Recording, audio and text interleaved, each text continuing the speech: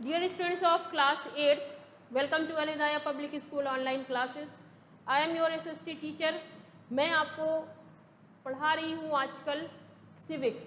और सिविक्स की मीनिंग क्या होती है?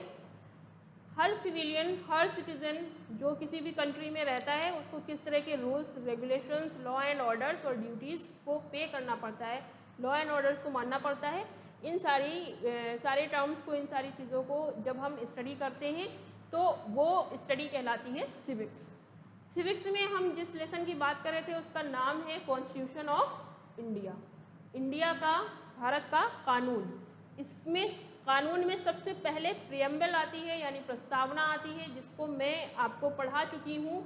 और इसके अलावा उसमें यूज़ होने वाले कुछ टर्म्स मैंने आपको बताए, जैसे कि सोवेरेन, जैसे कि सोशलिस्ट। अब यहाँ पर जो एनालिसिस ऑफ प्रियम्बल हम पढ़ रहे थे उसमें कुछ और भी वर्ड्स हैं जिनके बारे में आज हम स्टडी करेंगे। तो इसमें जो थर्ड पॉइंट है, ये जो पॉइंट्स आप देख रहे हैं यहाँ नोट डाउन, थर्ड, फोर्थ और फिर 3 नंबर, तो जैसे आपकी बुक में दिए हुए हैं point number, same as it is point number यहाँ पर भी है, यानी ये हेडिंग सेम पॉइंट नंबर से आपको बुक में भी मिलेगी। तो पॉइंट नंबर थर्ड देखते हैं, सेक्युलर स्टेट। स्टेट जहाँ पर भी वर्ड यूज़ किया जाएगा, मैंने आपको पिछले लेक्चर में बताया था कि स्टेट का मतलब होगा कंट्री, यानी पूरा देश, पूरा भारत, पूरी इंडिया। तो यहाँ पर सेक्युलर स्टेट का मतलब क्या हुआ? ये जो सेक्युलर वर्ड है ये पहले से प्रियम्बल में नहीं डाला गया था। जब 26 नवंबर 1949 को कॉन्स्टिट्यूशन को अडॉप्ट किया गया था, इसके अलावा लागू किया गया था 26 जनवरी 1950 को, तब तक सेक्युलर वर्ड इसमें यूज़ नहीं किया गया था। सेक्युलर वर्ड का जो यूज़ है वो 42nd अमेंडमेंट में, यानी कि 42वें संशोधन में इस वर्ड को प्रियम्बल में यूज़ किया गया, डाला गया। इसका मतलब क्या होता है, क्यों डाला गया? क्योंकि भारत में अलग अलग धर्म के लोग रहते हैं और सभी को बराबर का हक मिलना चाहिए, इसलिए उसको और डिफाइन किया गया है इस वर्ड के थ्रू। देखिए, religion to be treated, secular का मतलब, सेक्युलर वर्ड को यूज़ करने के पीछे का रीज़न यहाँ पर लिखा हुआ है, religion to be treated as a personal matter of every citizen.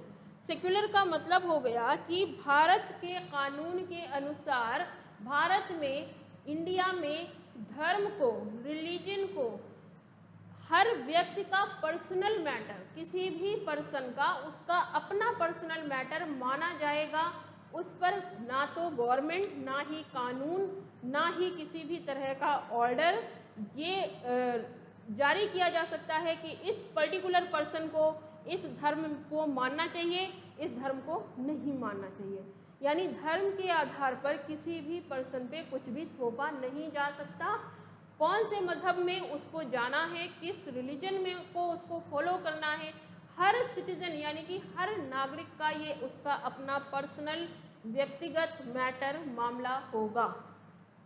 Next point देखिए, each religion equal in the eyes of the law. कानून की नज़र में हर धर्म बराबर माना जाएगा। ये जो 2 बेसिक पॉइंट्स हैं, ये बेसिक पॉइंट्स सेक्युलर शब्द को पूरी तरीके से, वर्ड को डिफाइन करते हैं प्रियम्बल में।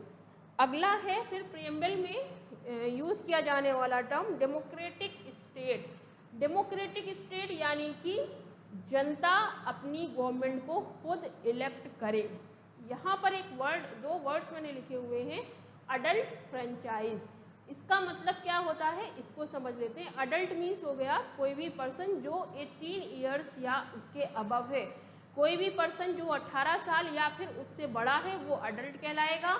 और फ्रेंचाइज का मतलब हो गया कि भारत की जो सरकार है वो इन्हीं अडल्ट के द्वारा बनाई गई सरकार है। तो अडल्ट फ्रेंचाइज का मतलब 18 साल से या उससे बड़ा हर पर्सन वोट डालने का राइट रखता है। उसके साथ किसी तरह का भेदभाव नहीं किया जाएगा। उसके द्वारा डाला गया वोट, एक वोट कास्ट किया जाएगा, यानी एक वोट के बराबर उसकी कीमत होगी। और किसी भी भेदभाव के बगैर सारे ही 18 साल से बड़ी उम्र या उस 18 साल के लोग वोट डालकर अपने रिप्रेजेंटेटिव को चूज़ करेंगे। इलेक्ट करेंगे और फिर मेजोरिटी ऑफ द जो सीट्स जिस पार्टी को मिलेगी वो गवर्नमेंट बनाएगी। तो ये हो गया डेमोक्रेटिक स्टेट, यानी जनता को अधिकार है अपनी सरकार चुनने का। अगला है देखिए थर्ड पॉइंट, यहाँ तीसरे नंबर पे रिपब्लिक वर्ड का यूज़ किया गया है। रिपब्लिक वर्ड क्या होता है देखिए, a state where its head is not hereditary. State का मतलब देश, एक ऐसा देश जिसमें उसके जो रूलर्स हैं वो हेरिडिटरी यानी कि वो आनुवंशिक नहीं है, मतलब कि पहले जो उनके एंसेस्टर्स थे उनके बेटे उनके ससेसर, उनके बेटे उनके ससेसर वही अकेले राज्य नहीं करेंगे, परिवारवाद नहीं होगा, बल्कि हर 5 साल बाद जनता को ये अधिकार होगा कि वो गवर्नमेंट चेंज करे या फिर उसी गवर्नमेंट को आगे ले जाए।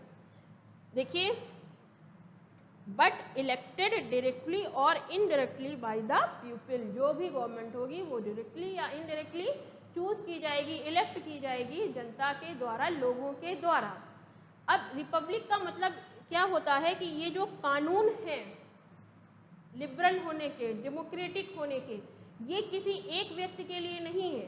प्रेसिडेंट से लेकर के हर निचला इंसान, एक आम इंसान, वो भी इसी कानून को मानेगा।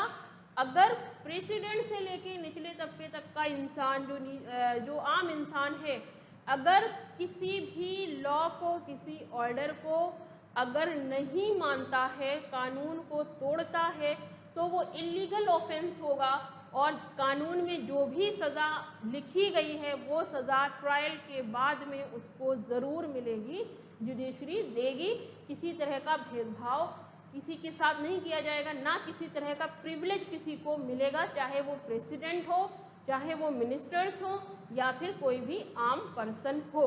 प्रेसिडेंट भी सज़ा का हकदार होगा अगर वो कानून को तोड़ेगा, लेकिन जिस तरह से सारे मुकदमे किसी आम इंसान के जो एक्यूज्ड होता है उसके जो मुकदमे होते हैं वो कहाँ चलते हैं, अदालत में, कोर्ट्स में चलते हैं। सेशन कोर्ट हो गया, डिस्ट्रिक्ट कोर्ट हो गया, हाई कोर्ट हो गया, सुप्रीम कोर्ट हो गया। बट जो प्रेसिडेंट अगर किसी तरह का इलीगल ऑफेंस करता हुआ पाया गया, कानून को तोड़ता हुआ पाया गया, तो उसके साथ में इम्पीचमेंट नाम का प्रोसेस होगा। इम्पीचमेंट का मतलब होता है महाभियोग। इसका मतलब होता है कि पार्लियामेंट में, सांसद में, जहाँ पर जनता के द्वारा चुने गए रिप्रेजेंटेटिव जाते हैं, वहाँ पर मीटिंग्स होती हैं, सारे कानून बनाए जाते हैं, उस जगह इम्पीचमेंट लगाया जाएगा। किसके ऊपर? प्रेसिडेंट के ऊपर, अगर वो इलीगल ऑफेंस में पाया गया तो। और ये डिक्लेयर किया जाएगा कि ये महाभियोग, इन पर इम्पीचमेंट इन पर लगाया जा रहा है क्योंकि इन्होंने इलीगल ऑफेंस किया है। उसके बाद में सज़ा जो भी मिलेगी वो सुप्रीम कोर्ट डिसाइड करेगा। तो जैसे कि कोई आम इंसान जब किसी तरह का इलीगल काम करता है तो उसके खिलाफ FIR थाने में, पुलिस स्टेशन में होती है। प्रेसिडेंट अगर ऐसा कुछ करते हुए पाया जाएगा तो पार्लियामेंट डिसाइड करेगा। और पार्लियामेंट किसके द्वारा बनाया गया है? हम लोगों के द्वारा, सिटीजन के द्वारा। तो ये होता है कानून में सभी को बराबर का अधिकार मिलना। और इसीलिए ये जो अपने इंडियन डेमोक्रेसी है ये क्या है? रिपब्लिक है। और इसके अलावा सेकुलर है, उसके अलावा मैंने आपको बताया था सोवरेन है, सोशलिज्म है। सारी ही ये क्वालिटी अपने कानून में, कॉन्स्टिट्यूशन में पाई जाती है। कॉन्स्टिट्यूशन की जो कैरेक्टरिस्टिक्स हैं और भी ज़्यादा, उनको मैं एक्सप्लेन करूँगी अगले वीडियो में। तब मिलते हैं अगले वीडियो में, तब तक के लिए बाय बाय।